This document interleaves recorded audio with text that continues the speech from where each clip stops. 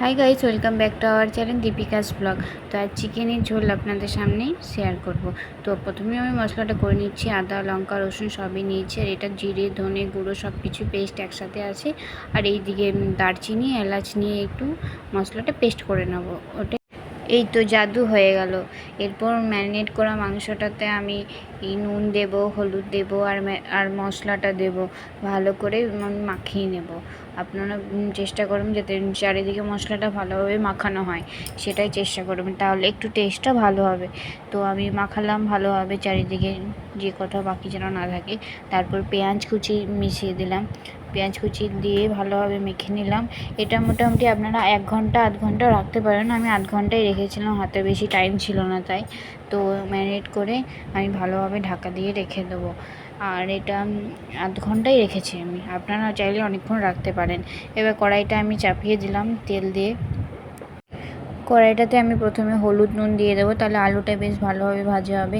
কারণ আলুতে নুন হলুদ দিলে আমার বেশ কালারটা ঠিক আসে না, তার জন্য আমি তেলে নুন হলুদটা প্রায় সময় দিয়ে থাকি।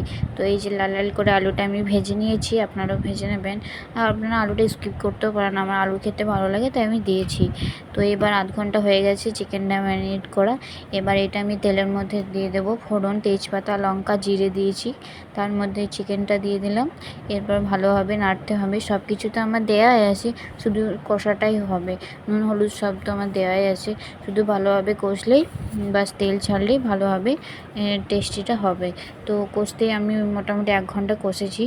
তো আপনারা ইচ্ছা মতন কষে নেবেন। তো আমি এই যে মশলা থেকে যখন তেল বেরিয়ে যাবে তখন ভাববেন রান্নাটা হয়ে গেছে। তো আমি একটু জল দিয়ে দিয়ে কষতেই থাকছি, আপনারাও কষতেই থাকবেন। তো একটু সামান্য চিনি দিয়ে দিলাম। আমি রান্নার মধ্যে একটু চিনি দিতে পছন্দ করি, আপনারা এটা স্কিপ করতেও পারেন।